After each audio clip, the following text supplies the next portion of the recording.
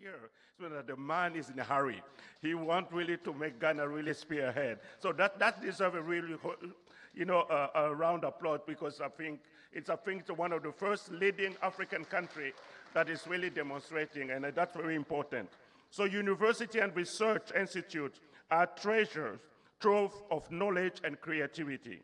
Yet their full impact is realized only when their outputs are integrated with entrepreneurial ventures and supported by enabling policy and funding environment. So first, strengthening a partnership between research institutions and the private sectors is paramount. Such alliance will ensure that research efforts align with market needs and that promising innovation receive the support needed to move from prototype to production. Incubators and accelerators must be expanded and equipped to nurture startups, providing mentoring, technical assistance, and market access.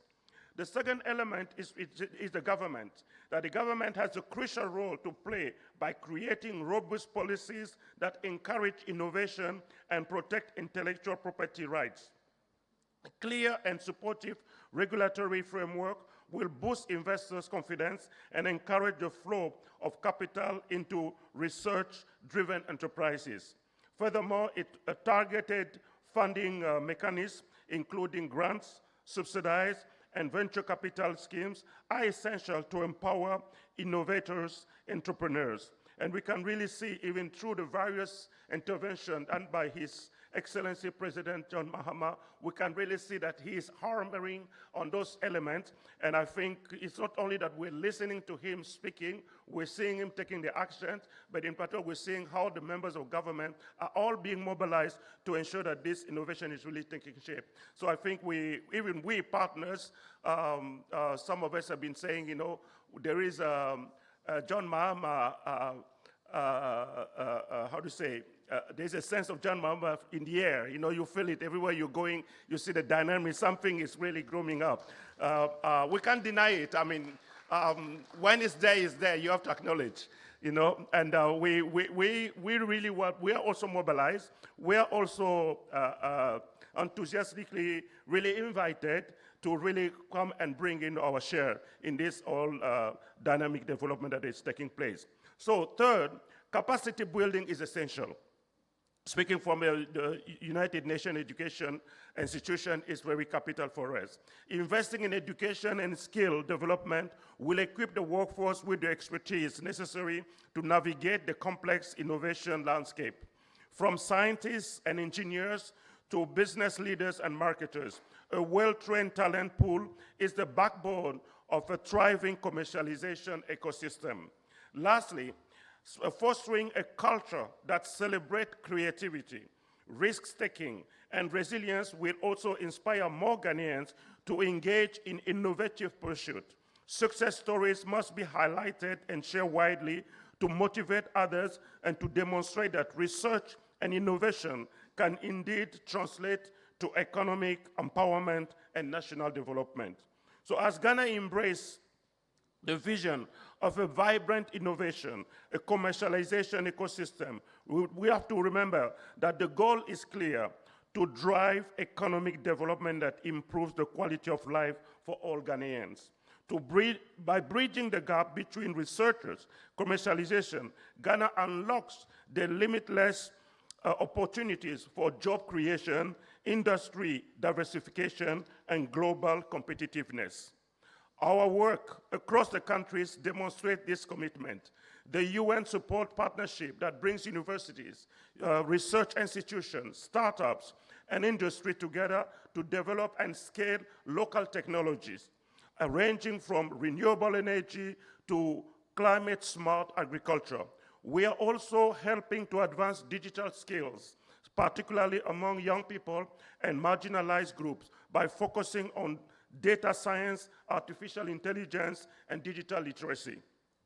In addition, we collaborate with national stakeholders to strengthen science and technology policies that are guided by reliable data and align with international sustainability goals. We recognize that solid evidence is key to crafting policy that can withstand future challenges and create lasting benefits for all. We congratulate once more the Honorable Minister here present for establishing the best forum, and the best forum. I like that nuance. I think it was intentional.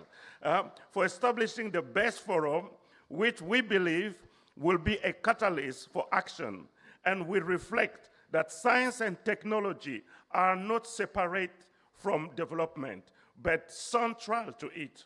The forum embodies the Sustainable Development Goals, particularly that of the SDG 17, Partnership for the Goals, and the United Nations stand firm with Ghana in this journey. Together, we will build a future that is greener, smarter, and more inclusive for every Ghanaian. Together, let us commit, therefore, to dismantling the barriers that hinder progress and to build an ecosystem where ideas flourish, innovation thrive, and Ghana's economy future is transformed. I thank you.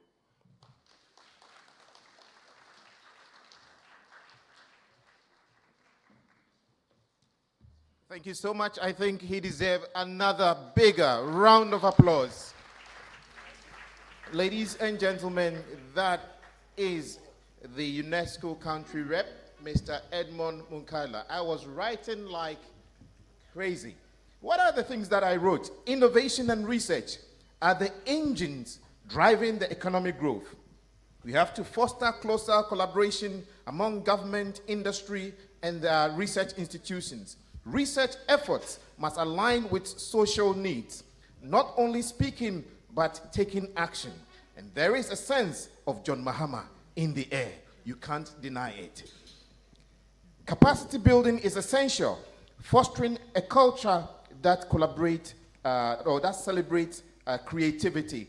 And he said we should focus on data science, artificial intelligence, digital literacy, and that solid evidence is key. Another round of applause for Mr. Edmond Munkaila. The Winneba Choir will give us a brief music interlude before we get to the keynote address.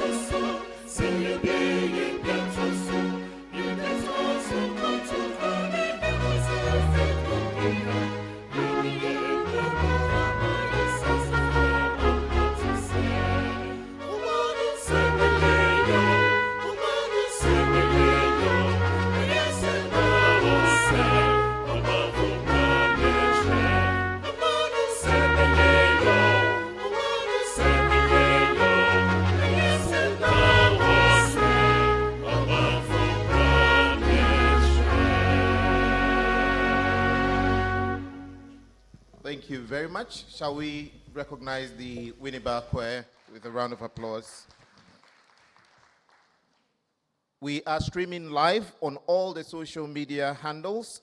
Best Forum GH. Best in caps, BEST. Forum, FORUM, GH in caps. On all social media platforms. And this is the Ministry of Environment, Science, and Technology's biannual Environment, Science, and Technology Forum, the National Partners Dialogue, here happening in Accra, Ghana, at the British Council Auditorium. And now, ladies and gentlemen, to the keynote address. We have none other to deliver today's keynote address than a gentleman who was born on the 14th of December, 1974. He is a Ghanaian politician and a member of parliament for Tamale Central in the northern region. He previously served as the MP for Nanton and held key government positions, including Deputy Minister for Information and Media Relations and Deputy Minister for Trade and Industry under His Excellency John Mahama's first administration. He attended the Ghana Senior High School, Ghana School, and trained as a teacher at Tamale College of Education. He holds a master's degree in development planning from the KNUST, that's the Kwame Nkrumah University of Science and Technology, and another in international relations and diplomacy from the University of Ghana. He began his political career as a deputy national coordinator of the National Youth Employment Program, the NYEP, in 2009. He was elected Member of Parliament for Nanton in 2012, lost re-election in 2016, but successfully contested the Tamale Central seat in 2020, securing re-election in 2024 on the ticket of the National Democratic Congress, the NDC. In Parliament, he serves on the Public Accounts Committee and the Trade and Industry Committee. In 2013, His Excellency, President John Mahama appointed him Deputy Minister for Information and Media Relations, and later transitioning to the Trade and Industry Ministry under Honorable Ekos Piugabra until 2017. Ladies and gentlemen, there is a lot to say about him, but I will cut it short by saying that his career reflects a strong commitment to public service, youth empowerment, and national development. With a standing ovation, let us welcome our keynote address speaker, Honorable Dr. Ibrahim Murtala Mohammed, the Honorable Minister for the Ministry of Environment, Science, and Technology. You may be seated. Thank you so much. And I'm not too sure whether I need a prepared speech. I feel that I must just talk to the issues.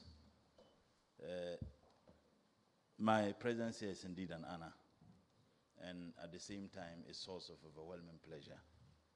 It is so because I think that this is critical, that we come together not just as a ministry, but most importantly as partners to forge a common cause for the good of our country called Ghana. And I want to thank my brother for those good words, and I think it was an exceptional speech you delivered. Thank you so much.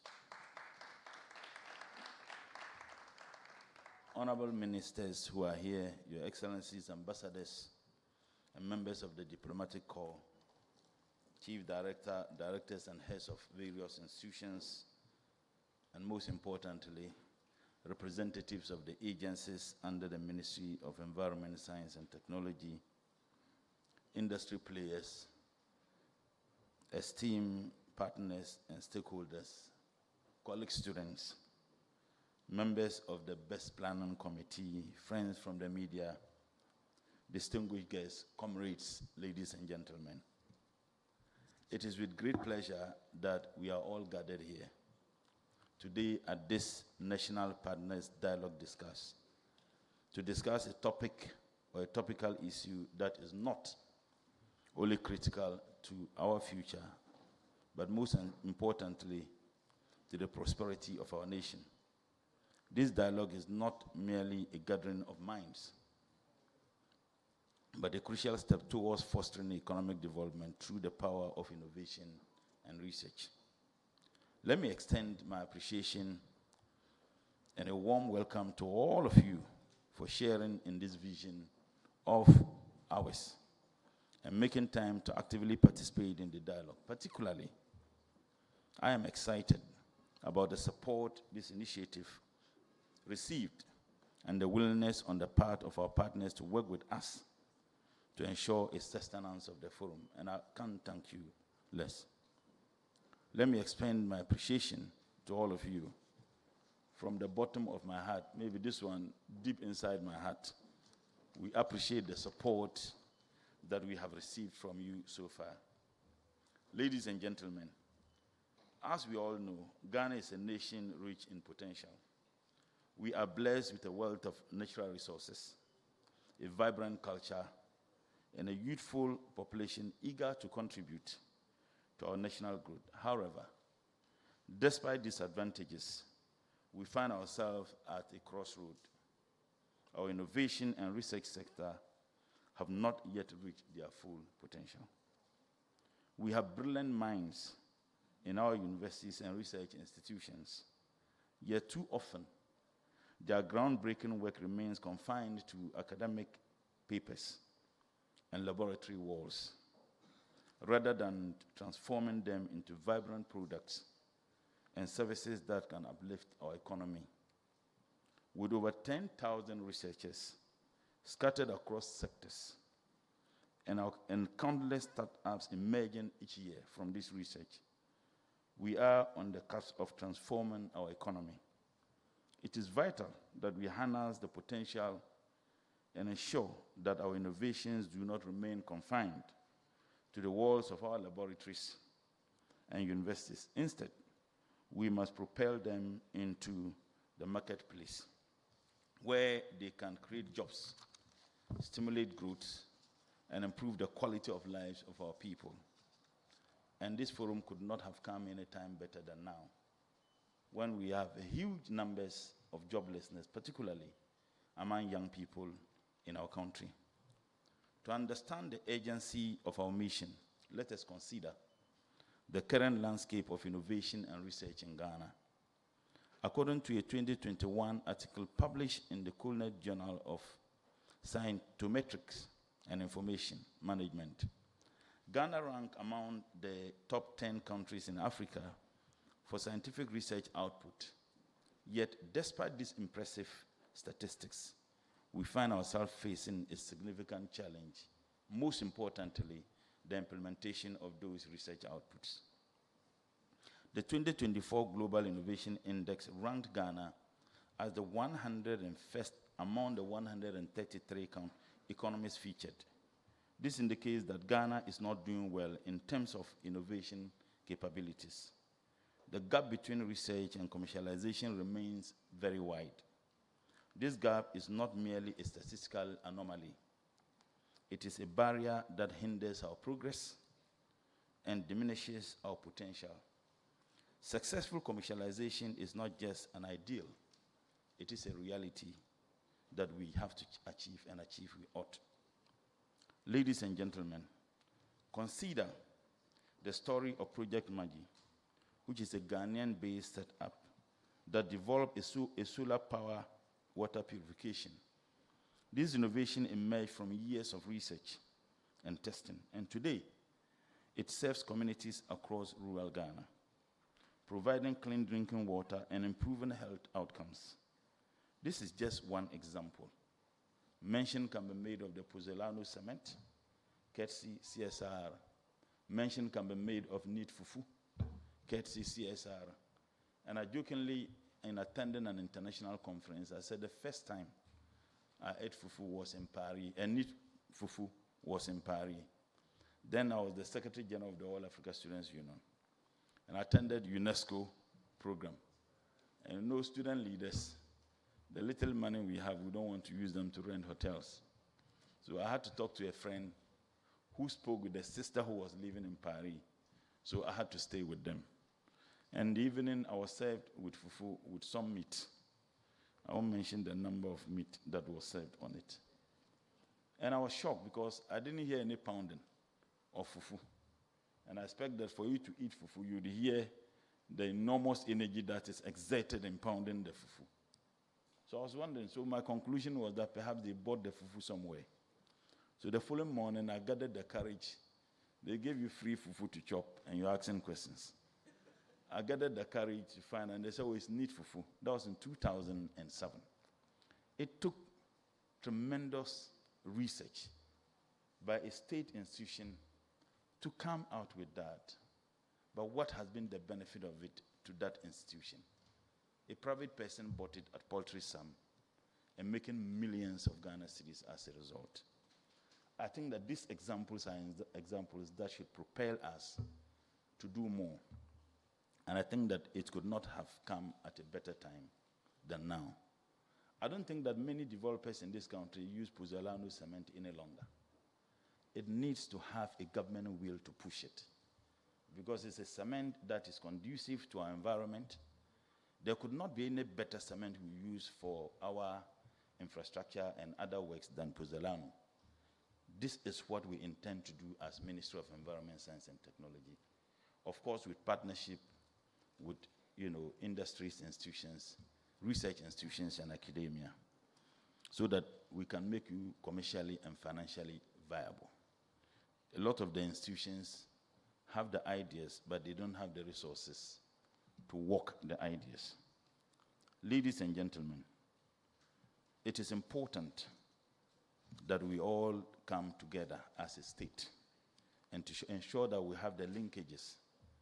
As a Deputy Minister for Trade and Industries, and at that time I was a member of the Environment Committee, we had a workshop by this ministry.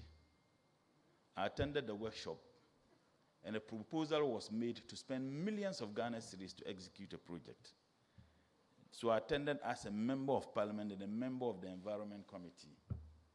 But I knew at the Ministry of Trade we were doing a similar thing, in which we had already advanced millions of Ghana cedis to do. So the duplication and the fact that institutions and ministers do not talk, or ministries do not talk to each other. So we are not just looking at coming out with this forum. I think that it's an opportunity for us to create the platform where ministries and agencies can be communicating between and among themselves. We must strive to replicate the success stories I mentioned. The Puzala cement, the Need Fufu, and the other things that I've mentioned. To do so, we need to create an environment that fosters collaboration among researchers, entrepreneurs, and investors. The partnership is essential to drive innovation forward. We must establish networks that connect academia with industry, ensuring that our brightest minds are working hand in hand with those who can bring their ideas to life. By facilitating these connections, we can create a robust ecosystem where innovation thrives. Furthermore, we must invest in our human capital. Training programs and workshops that focus on entrepreneurship and commercialization strategies are critical. We need to equip our researchers and innovators with the skills to navigate the complexities of the marketplace. And empowering them with knowledge will not only enhance their individual capabilities, but will also elevate the entire innovation landscape in Ghana. That a country that doesn't research would certainly not innovate. And if you do not innovate, you are contented with what we have. You know, there is a popular saying in Dagbang that you can't determine the speed of a horse in a race when you use only one horse. You need to add additional horses to be able to determine whether your horse can run faster. We are contented with what we have because we do not innovate. And if you do not innovate, you come to a standstill, or you remain in what you are doing. Ladies and gentlemen, as we discuss the way forward, let us not forget the importance of funding.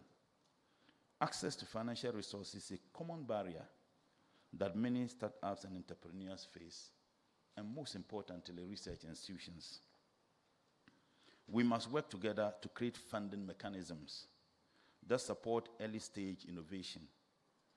Public-private partnership can play a crucial role in this regard. By pooling resources and expertise, we can ensure that promising ideas receive the support they need to reach the market. That is the challenge not confronting only Ghana. It's a challenge confronting the entire continent of Africa. The political will to invest in research and development is a huge challenge.